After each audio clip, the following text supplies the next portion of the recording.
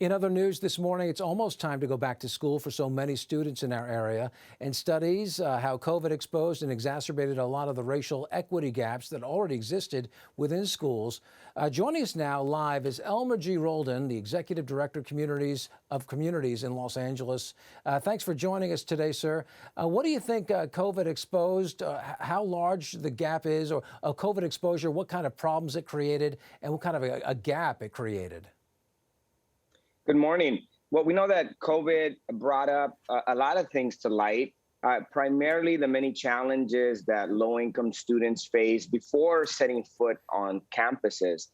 Many of our families face housing insecurity, food insecurity, and there were, of course, many health challenges that families face because of a lack of quality health care in our community. So if you can imagine all of these things happen before kids set in front of a teacher.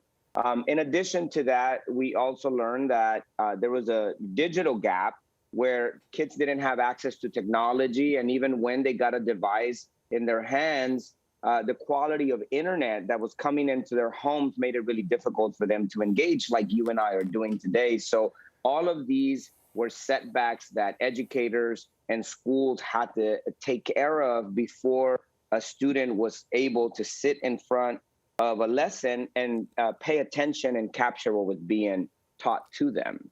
How do we close that gap? LAUSD is the big district here locally. What are they doing, and is it enough?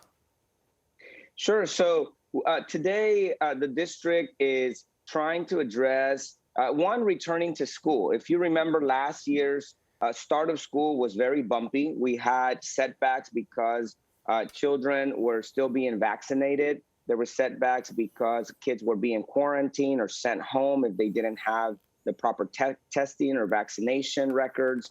If their siblings were exposed, then they would also be quarantined. And so all of that made it so that many kids missed a lot of days of schools. We know that attendance is a big factor in the success of students. So the more days they miss, the more difficult they made it for them to keep up.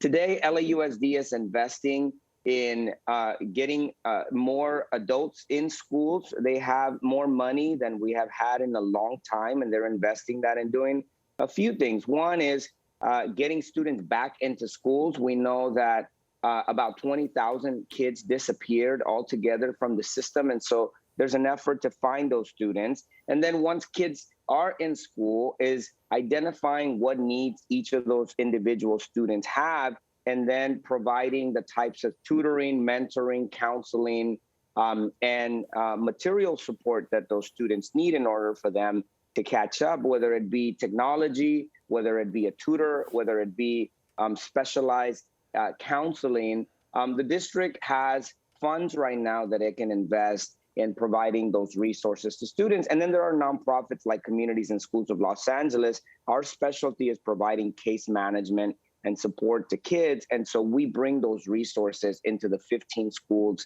across 5 communities that we serve in the Los Angeles Unified School District. Of course, teachers are under pressure to help out. What can they do? What should they do to try and close these gaps?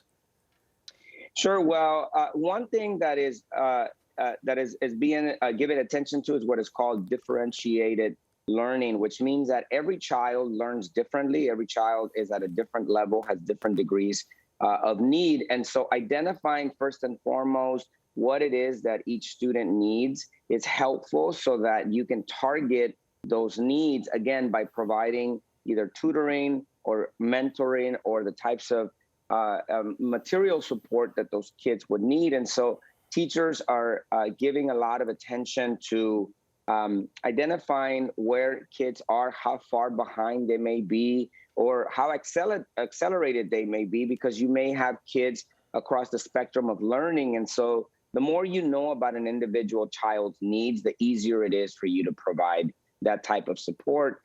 And the last thing I'll say is identifying the social emotional needs of the student are important. Often we give a lot of attention to the stuff that makes sense, like academics, attendance, and behavior. But one of the things that we need to understand is social emotional needs of children are just as important as academic ones, because if a child is not well, it's difficult for them to set foot in a classroom and be able to stay focused and learn the lesson that is being taught to them. All right, Elmer, a lot of good information there, a lot of work to do ahead as well. So hopefully we can check back with you.